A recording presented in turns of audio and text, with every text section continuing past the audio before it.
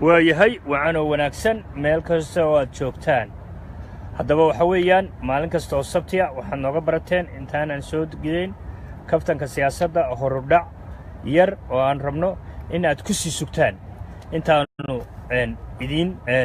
soo gudbinayno kaftankiyo isu dhan marka had iyo jeer kaftanka siyaasadda waxaad nagala socotaan maalin kasta oo axada ayaad la socotaan insha allah maantana waxaan ii soo gudbin doonaa xoogaa hardhac ah bal waxaan nin kala baxayaa idinka yahee cali xaraari hay cali maxaa haysaa okay waa mahadsantiin sida yaasiin idiin sheegay waa hordhaci maaha barnaamijka isu dhan marka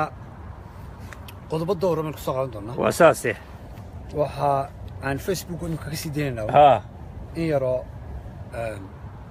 kooban haye ugu horreeya waxa weeye ha isku dhexyaac haye ka dhex taagan ha salaadiinta somalilan haye oo saamaysay ha in haddii ay ku ran yahay ay booga dhaqanto waa saase dad fara badan ba aad uga xumaaday haye nin la yidhaahdo suldaan xasan suldaan cabdilaahi oo hadal xanaf leh madal ka jeediyey waa saase wuxuu sheegay oo uu yidhi nin baan hadii jeer abti odhan jiray ayaa igu yidhi reerkiinu ima dhaline abti maxaad ii leedahay marka wuxuu yidhi sow jeegaanta kumay dhalin marka suldaankii wuxuu meel mariyey jeegaan oo ahaa isxulufaysi laba reer isxulufaysteen inayba tahay hayb oo ayd haybtaa odhan kartid imka jeegaan baan u dhashay jeegaan baa ay dhashay jeegaan baan ka qabaa jeegaan baan abti u ahay ya jeegaan baan jaarnahay jeegaan baan halkaas ku soo aragnay marka bal waxaan salaadiintii baa marin hawaabinaysa shicibka caadiga shicibkii way wareeraysa salaadiinta Soomaaliland waxay u baahan yihiin naftooda in lagu sameeyo rishafal isku shaandhayn in lagu sameeyo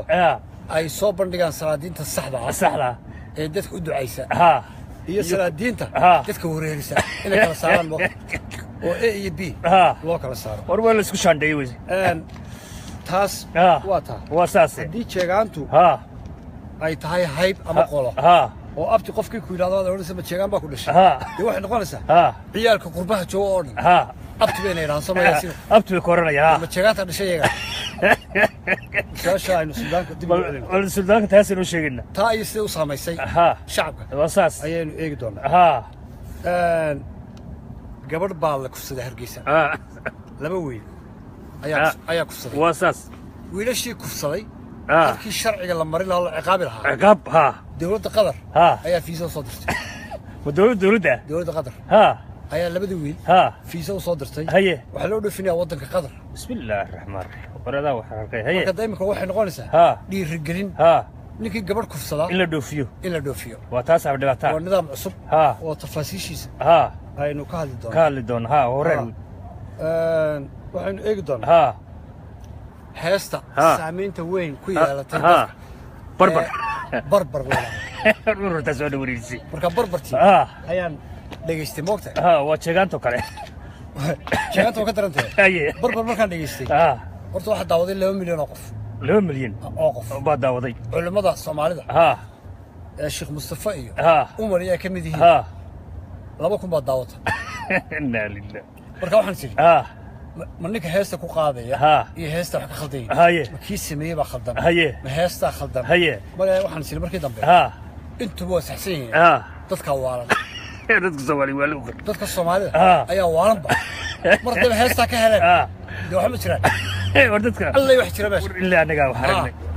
مركا سوالد وانا يا انت عقلك غير انت عقلك بدل له وحاب بدل انت عقلك غير مركا برينا كركر كركر فين بحيسا مرب بدل بدون dadكم بس بيريه اوكي هذا ما تحريق دونا هيستن سيقدن لو هيسو بربري عرعري كركر هدي لها كوري اريد نوعاس قافيده oo iyana ay ku haystay gabadh la yiraahdo deeqa afro oo iyana saaxiibkay baa tahay sax daadi tiraahid ba riicanka salada labada qaafiyadood oo imka Soomaaliya ku cusub ana keeno dadka baray adiga laftigaana wala haye aniga laftay calehan ayaa dadka u soo bandhigay oo baray ninka dadka walay baa tahay oo fikrad la haday fikrada dad badan baxsoonayaan cali gudama fanaan baa miyo heesan mido sameeyaa wala casbi labada midna mihi haye aan ka cudur daaray laakiin sida ku timid waa sir haye barnaamijka gudihiisa ayaan ku soo bandhigayaa anigu caddayntii keenaya iska hadal maaha laakiin caddayntii saxa ayaan ku soo bandhigi doonaa waa saase taasna dadku waxay ku noqon doontaa mucjiso arrin mucjisa haye farmaajo socdaalkiisii ayaynu ku eegi doonaa iyadana oo meelo badan maray intii ka dhinnayd ee galmudug iyo dhuusamareeb waxaynu eegi doonaa mid ka mid ah waasiyada gobolladaasi oo geeliisi u soo lisay oo hadhub canaasiyey ayuu markuu ka baday kabashadii labaad xaaf baa ka dafay حاف قيل جعله مثل حاف بحروك والله وين وحوم الريبي والله الرقيدي يوحسن انك عاني قال اسمي قناه هذا ودكي ولقا بجوغي هانت وكلاعي marka dawadayaasheen waxaan leenahay sugu waayna saacadaha soo socda insha Allah eebaha wadada oo ogolaa ayaan barnaamijka isu dhan inii soo gudbin doonaa waayahay mar dhow ayaan barnaamijka oo isku dhan inii soo gudbin doonaa insha Allah marka waxa weeyaan waa inaa iyo saas ina kala kaxeeya saan ugu kala kaxeeya waa inaa iyo bridge